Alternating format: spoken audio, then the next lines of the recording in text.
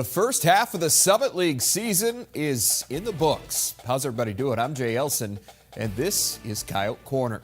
Well, there's only one team that likes the three more than South Dakota, and that is Western Illinois. The Leathernecks came into last week with 192 conversions from the perimeter, good enough for 6th in the country.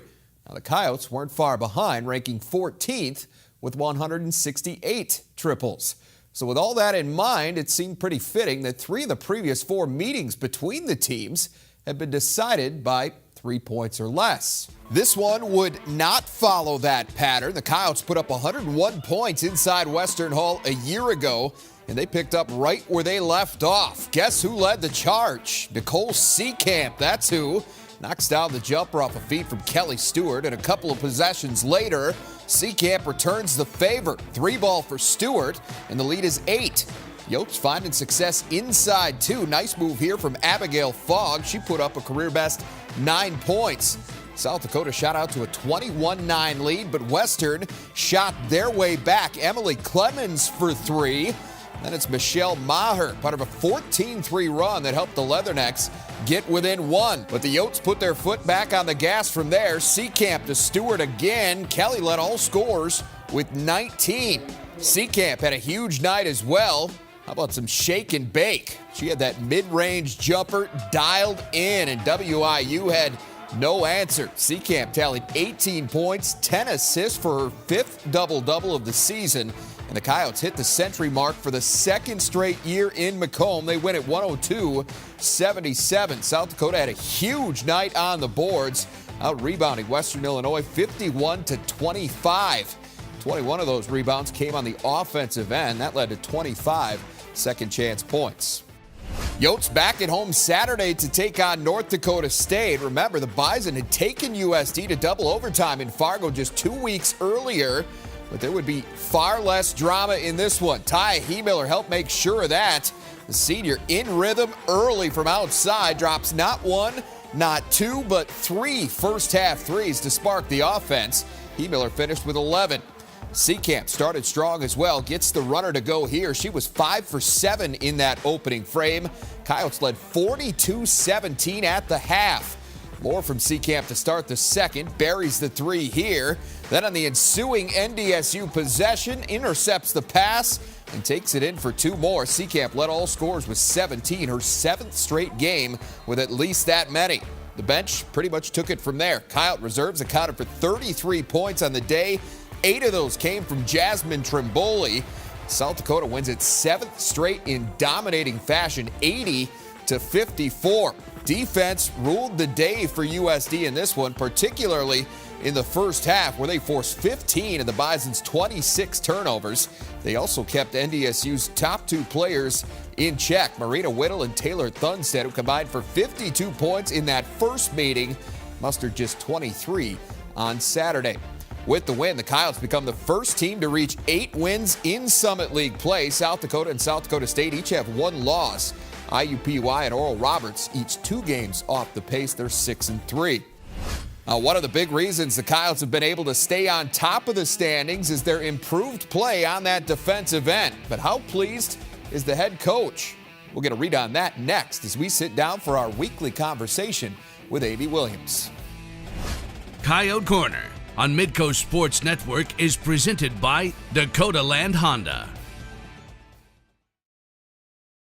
And welcome back to Coyote Corner. Jay Elson joined now by USD women's coach Amy Williams. And Amy, for the 2nd straight season now, your team goes to Western Illinois and hangs 100 on the Leathernecks. Talk us through how it happened this time. Why were you so successful on the offensive end? Well, I mean, I thought we did a great job of just sticking to how we wanted to attack them, but it was really kind of an up-tempo game. Both teams were getting after it, taking quick shots, and I think we relied on our depth and bench and being able to play a lot of different kids to stay fresh and be able to continue with that tempo. Huge night for you inside, 42 points in the paint. Anytime you get that many high percentage looks, you're doing something right. Yeah, and I mean, Western was a little shorthanded, and they had one of their post players in a cast on the bench, and we felt like we had an advantage, and that was where we really wanted to try to attack them, and we did a great job of going to that and finding ways to get the ball in the paint and take advantage. Another stat that really stood out from this game was the rebounding. You outboard them 51-25. 21 of those came on the offensive end. I know you love a number like that, and that led to 25 second chance points. Obviously, a huge part of this victory for you as well. Right, yeah, and we did think it was a game that we had a little bit of a rebounding advantage, but it still takes great focus and effort and commitment to making sure you're disciplined to rebound every time offensively and have that relentless pursuit, but also on the defensive end to block out. So it was good to see our team really dominate in that game. From an individual standpoint, a couple of career bests in this game. Kelly Stewart put up 19 points for you to lead the way offensively. Abigail Fogg chipped in with 9 off the bench. Always good to see individual players come out with big-time efforts. Right, and I thought Kelly just hitting a couple of big shots early kind of set the tone for our team and got us really going, and so it's great to see a senior do that, and she's had great games at Western Illinois in her career, and it was great to see her kind of spark us there. Well, you come home on Saturday then to take on North Dakota State. It had been just 2 weeks since the Bison took you to double overtime up in Fargo, but a very different story this time around, and the biggest difference, especially early, came on the defensive end. Was that as well as you've played on that end of the floor? I really feel like the first half was probably the best we've played defensively this year, and I thought our kids just really locked into, you know, how we wanted to defend NDSU's actions and really tried to take that away, and I thought did a great job of that, especially in the first half. Yeah, you could see the frustration starting to show on their faces as the half went on. You forced 15 first half turnovers. That led to 13 points in transition. You're up 42-17 at the half. Now, the game never really in doubt in the second half, and one thing that allows you to do, obviously, is to get an extended look at your bench, and everyone that dressed played at least 9 minutes on Saturday. How valuable is that at this point in the season to be able to get that rest for some of the regulars? Well, I think it's extremely valuable just this time of year to be able to stay fresh and healthy. But just as valuable, you know, we've been talking a lot as a team about how important it is that this time of year to have people on our bench contributing. Okay. And so to build some confidence in some of those players and know, you know, that when they come into the game, this is what I can bring, this is how I can contribute, and to reiterate that was really, really good for our team. 2 games now coming up this weekend for you. It's a tough road trip. You go to Denver and then right back to Omaha. It's a Friday, Sunday, so not a lot of time to prepare from one game to the next, and that's always a difficult part. Yeah, it's really 2 very difficult places to go and win against 2 teams that we kind of struggled with at home. So it's you know, going to take a great effort this week. We understand how difficult it is to go on the road in this league and win basketball games, and so the only way for us to do that is to continue to improve, and particularly on the defensive end. All right, well, wish you safe travels and look forward to talking to you again next week. Sounds good, Jay. All right. Thanks. Thanks, Amy. Well, the USD men made that same Denver to Omaha trip this past weekend, and we're going to recap both of those games when we come back. Coyote Corner on Midcoast Sports Network is presented by Dakota Land Honda. And welcome back. Well, Denver used to be one of the most difficult places to play in the Summit League, though that home court advantage has recently started to fade. The Pioneers came into last week with a record of 56-14 in conference play at Magnus Arena under head coach Joe Scott, but had lost 6 of their previous 11 home games. The first of those defeats came at the hands of South Dakota last season. The Yotes hope to repeat that feat Thursday as they wrapped up the first half of the Summit League season in the Mile High City. DU feeling it early, though. Thomas Neff for 3. Then it's Marcus Bird. He finds the twine as well. Pioneers hit 5 of their first 7 shots to build a 13-4 lead. South Dakota starts to get it going with Casey Kasperbauer. Got the triple there, and a few minutes later in transition, 14 puts back the Shy McClellan miss. USD, though, still down 8 at the half. They got within 4 early in the second, but the home team still dialed in. Neff again, he finished with 4 threes on the night, and that one sparked a 15-2 run. Buckets continue to be tough to come by for South Dakota. Kasperbauer gets one here to make it an 11-point game, but that's as close as USD would get. Neff and company just could not be cooled. They go on to win it by 14, 66-52. Denver shot 51% for the game compared to 42% for USD, but the biggest difference came from the perimeter. The Pioneers hit 10 threes, while the Coyotes converted just 2 of 13 attempts from beyond the arc. DJ Davis and company got a chance to bounce back Saturday in Omaha, and things got off to a much better start offensively. Tyler Flack really good off the bench. He takes advantage of a mismatch with Devin Patterson here, and a couple possessions later, he finds himself face-to-face with UNO's point guard again. Advantage Flack, he scored a season-high 14. Yotes kept pushing off the steal. Shy McClellan finds Davis for the transition, too.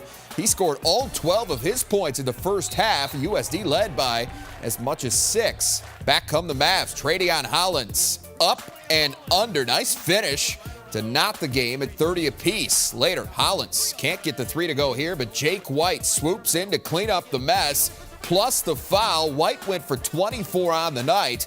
Mavs led by 3 at the half and never trailed again. They complete the season sweep of the Coyotes 96-83.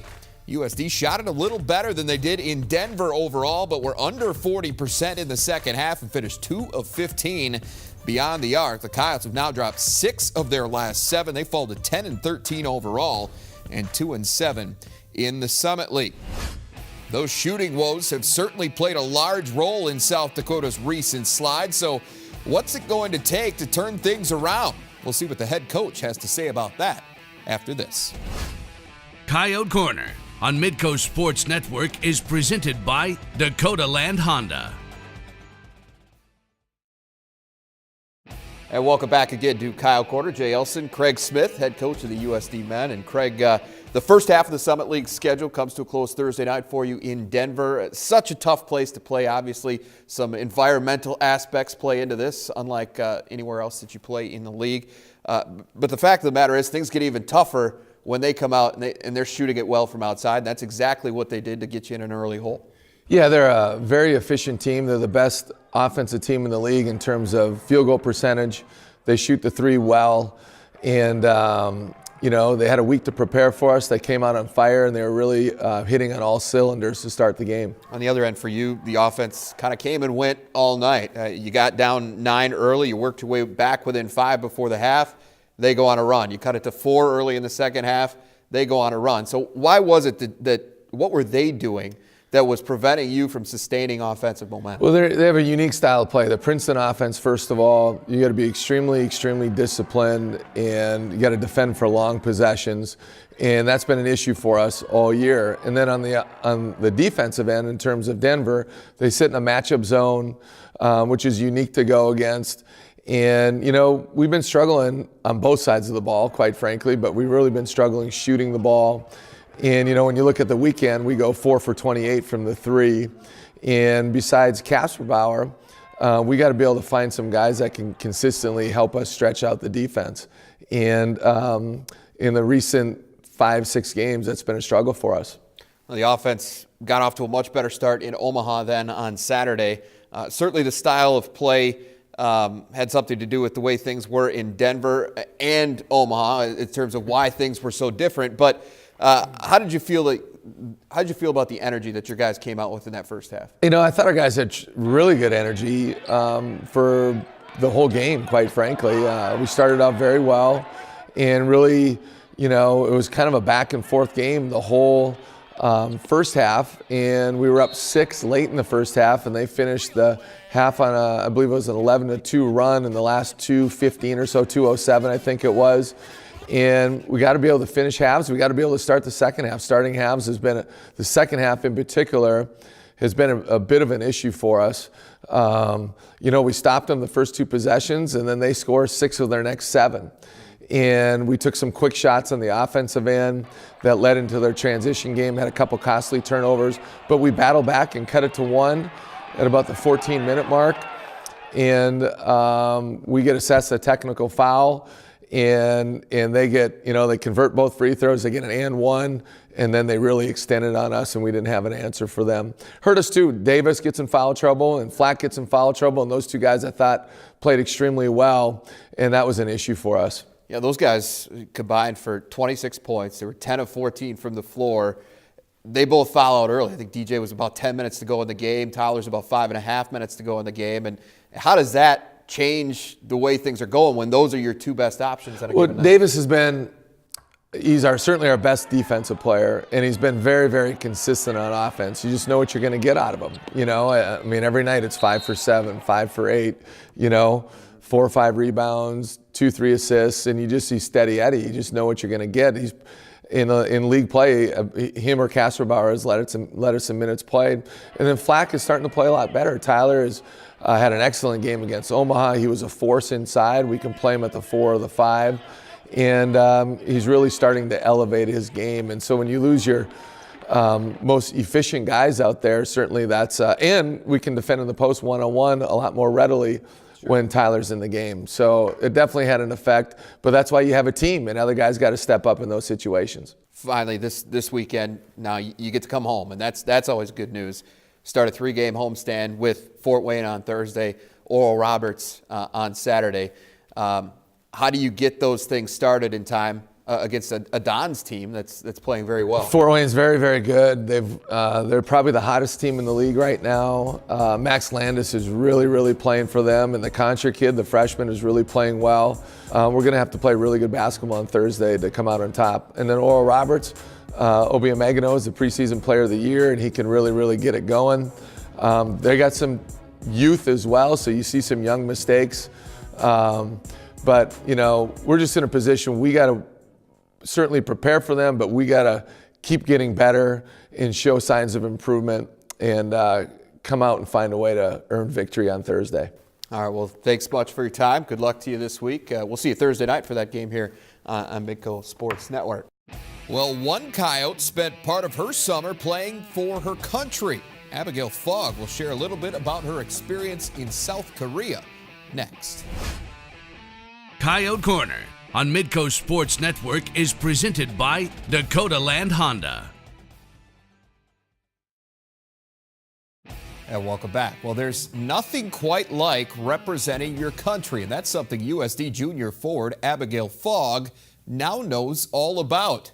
With the details on her experience as a member of Team Canada, here's Alex Heiner. What does it mean to represent your country? What emotion does that stir? USD's Abigail Fogg knows the feeling. The junior from Sault Ste. Marie, Ontario, was selected to play for Team Canada at the 2015 International University Sports Federation, or FISU, Summer Games in South Korea, a major competition featuring the best college-aged athletes from around the world. Oh, that was an absolutely incredible experience. Yeah, just to be able to walk out with your country in front of thousands of people. It was absolutely amazing. The opportunity came as a surprise, especially as Fogg hadn't played a competitive game in over a year. Per NCAA transfer rules, Abigail had to redshirt following her move to USD after 2 years at American University in Washington. And while the redshirt season gave the 6'4" forward a chance to improve her physical strength as well as her game, she didn't expect it to help her earn a roster spot on her national team. Coming off of a year where I didn't play, I thought I hadn't made it to the 2 years before and I'd been playing, so I didn't know what my chances were going to be. Once in Korea, Fogg and Team Canada would go undefeated in pool play and reach the gold medal game, ultimately losing to the United States in the final. Even though she didn't earn much playing time during the 2-week tournament, the experience gained was priceless. It really was a burst of confidence for her to be able to make a team like that and to be playing against and with some of the best players in the world. I got so much better. The coaches there are great, and the competition, obviously, even in practice, the competition was amazing. But despite raised expectations after a summer to remember, Fogg would have a fall to forget. Though now eligible to play for the Coyotes, minutes were hard to come by early in the season, and frustration started to build. It is hard to be kind of, I guess, at the bottom end of the bench, and You know, it was definitely something that was on my heart, that I knew I wanted to play more. I was recognizing that Abigail was having some frustrations, and I wanted to make sure that I discussed with her about, what's the best way to handle frustration, and how could we channel that frustration in a positive way. After seeing the floor for less than 4 minutes a game in the first half of Summit League play, Abigail met with Coach Williams prior to the Yotes game versus IUPUI with one question on her mind. What can I do to kind of step into more of a playing role that way? And she told me, like, defensively, I gotta obviously improve. I gotta rebound and blocking shots. Fogg's response has been immediate. In USD's last 3 games, the junior has averaged 6 points, 2 boards, and a block per game in 13 minutes of contest. It's absolutely incredible. It is like, it's like relieving and liberating all at the same time. I just am pleased to see that when she gets her opportunities, we know she'll be ready. Ready and excited to play the game that she loves, whether for the red and white of her country or for the same colors of her college. This is just something that I just love. I love this game, and I love being a part of it, and just being a part of a team, being able to contribute in that way. It's awesome, yeah. Well, despite the recent success, Abigail's the kind of player that contributes more than just in a box score. It's very easy to spot. She's got a very upbeat personality and is quick to encourage and praise her teammates. Amy Williams told me last week her positive attitude has made a real impact on this Coyote team, Jay. All right, great stuff, Alex. Thank you. As we mentioned earlier, Fogg and the Coyote women will be on the road for a pair of games this weekend at Denver on Friday, then a quick turnaround trip to Omaha for a Sunday matinee. Meanwhile, the men are going to look to snap out of their funk as they host Fort Wayne and Oral Roberts. You'll be able to see Thursday's game against the Dons right here on Midcoast Sports Network. Coverage for that one tips off at 7 p.m. All right, that is our time for this week. For Alex Heinert, I'm Jay Elson. We'll see you Thursday night for Coyote Hoops.